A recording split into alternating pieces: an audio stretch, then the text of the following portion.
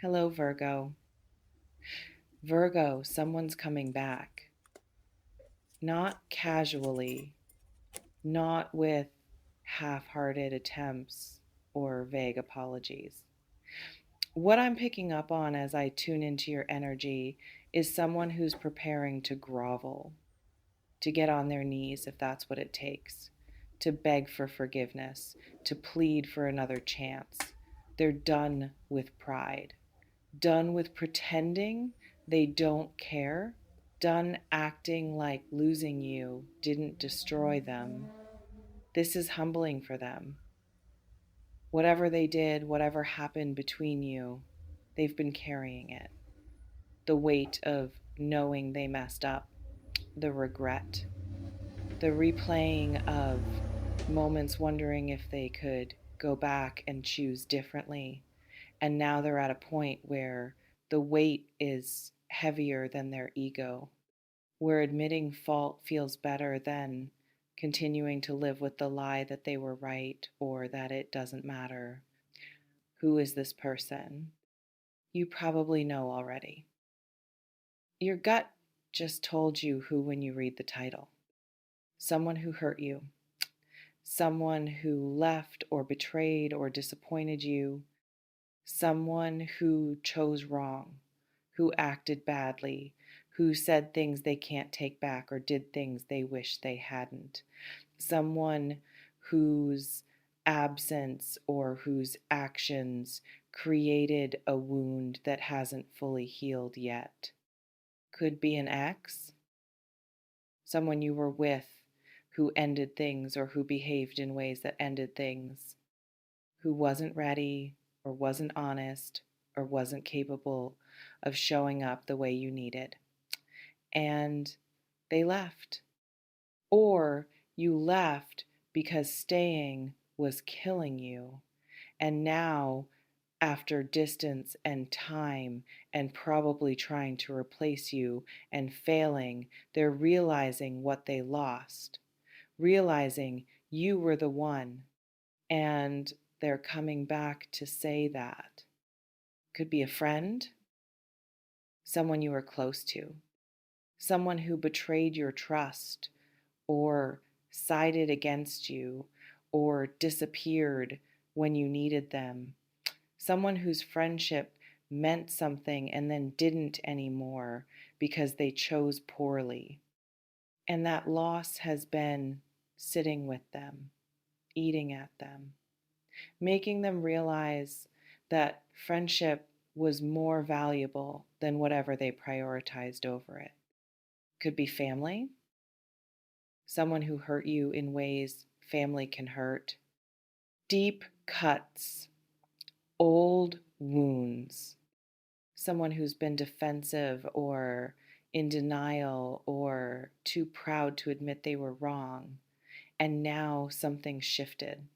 Time or circumstance or their own growth has brought them to a place where they can finally see their part, can finally acknowledge the damage, can finally apologize. What they're going to say, what the reading is showing me is vulnerability you haven't seen from them before. Real accountability. I was wrong. I hurt you, and I'm sorry. I take full responsibility for what happened, not excuses, not deflection, not blaming you for your reaction to their actions, actual ownership, actual remorse. The kind of apology that acknowledges specific harm, that doesn't minimize, that doesn't rush you to forgive. They might explain themselves, not to excuse, but to give context, to help you understand what was happening for them that led to their choices. Their fear, their immaturity, their wounds, their limitations at the time. And hearing that context might not change what happened, but it might help it make sense, might help you see it wasn't about your worth, was about their capacity. They want a fresh start. That's what's coming through clearly. They don't just want forgiveness as a concept, they want to rebuild. They want another chance to do it right, to show up differently, to be who they weren't before. They've grown, or they claim they have, or they believe they have, and they want the opportunity to prove it, to show you through action that they're not who they were when they hurt you. Why now? Why are they coming back now? What I'm sensing is they've tried to move on, tried to fill the space you left, tried other people or other situations, or just tried living without you, and it didn't work. Nothing felt right. Nothing measured up. Nobody compared. And that failure to replace you made them realize you were irreplaceable, made them willing to humble themselves, to risk rejection, to come back and try. Or they hit some kind of awakening, therapy, spiritual growth, life event that shifted perspective, something that made them look at their behavior differently, made them see patterns, made them understand impact, made them develop empathy they didn't have before. And in that growth, your face appeared, your hurt appeared, and they couldn't move forward without addressing it, without trying to make it right. Or they're scared they've lost you permanently. Maybe they heard you're happy. Maybe they heard you're with someone. Maybe they sense you've moved on. And that possibility of permanent loss created urgency, created willingness to be vulnerable, created the courage to risk the humiliation of begging, if begging is what it takes. How they're going to approach you, the reading is showing me they might reach out directly. Message, call, show up. They're not going to hint around or wait for you to make the first move. They're going to initiate. They're going to say what needs saying. They might rehearse it, might draft it, might lose sleep over getting the words right, but they're going to do it. The need to try outweighs the fear of rejection. Or they might use an intermediary. Ask a mutual friend to feel you out first, to see if you'd be open to hearing from them, to test whether the door is completely closed or if there's a crack, not because they're cowardly necessarily, but because they don't want to cause more harm by forcing contact if contact is the last thing you want. They're trying to be respectful even in their desperation. What you should do with this, Virgo, that's entirely up to you. And I want to be really clear about something. Someone begging for forgiveness doesn't obligate you to give it. Someone wanting a fresh start doesn't mean you have to provide one. Their growth doesn't erase your hurt. Their apology doesn't fix what broke. You get to decide if you want to engage with this at all, if you want to hear them out. If part of you has been hoping for this apology, if you've needed closure or accountability or just to hear them admit they were wrong, then receive it. Listen to what they have to say. Let them apologize fully. Let them grovel if that's what happens. You don't have to make it easy. You don't have to reassure them while they're apologizing. Let them sit with the discomfort of facing what they did. But also protect yourself. Don't let a good apology make you forget bad behavior.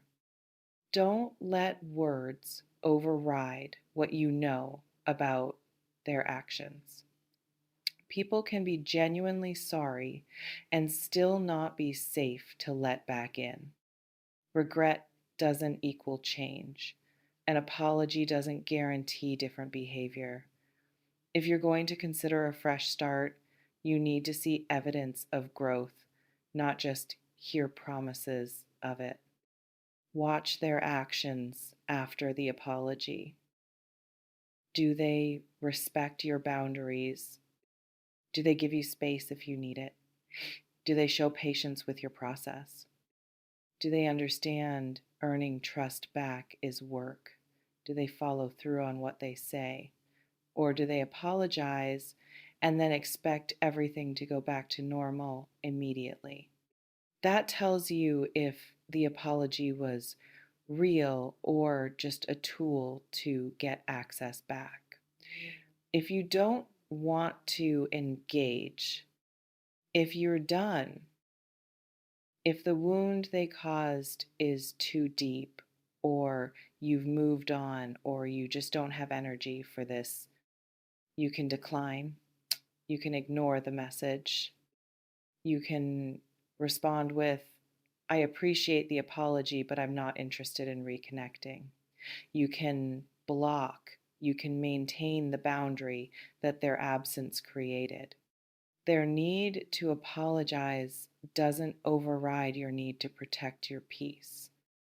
You don't owe anyone access to you, not even people who are genuinely sorry, not even people who've grown. Sometimes the damage is too significant. Sometimes you've healed from them, and reopening that wound isn't worth it, no matter how sincere they are. Sometimes the answer is, I forgive you, but we're not doing this again. And that's valid, that's wisdom, that's self protection.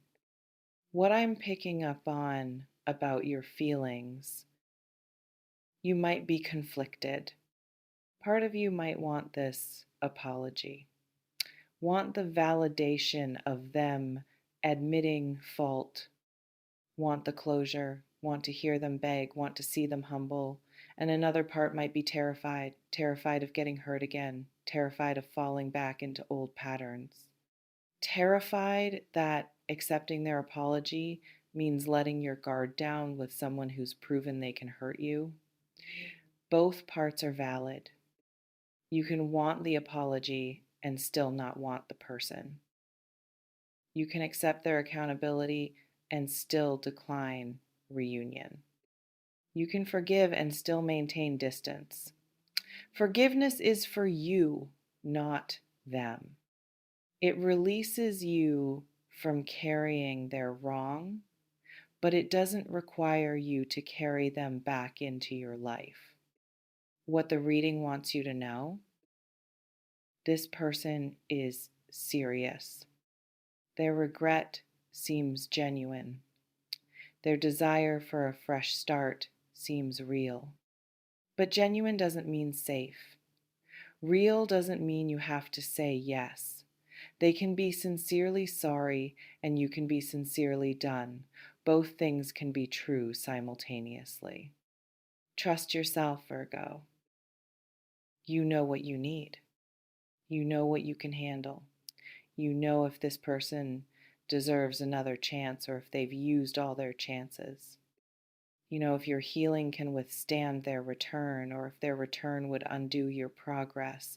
Listen to that knowing, not to guilt, not to pressure, not to their desperation, to your own wisdom about what serves you. Someone is ready to beg for forgiveness. They want a fresh start. They're coming with humility and apology and hope. And you get to decide what happens next. You hold the power here. You get to choose mercy or boundary, connection or protection, fresh start or final ending. Whatever you choose, make sure it's what you actually want, not what you think you should want, not what would be nice or kind or forgiving, what you actually want, what actually serves your highest good. That's the choice that matters.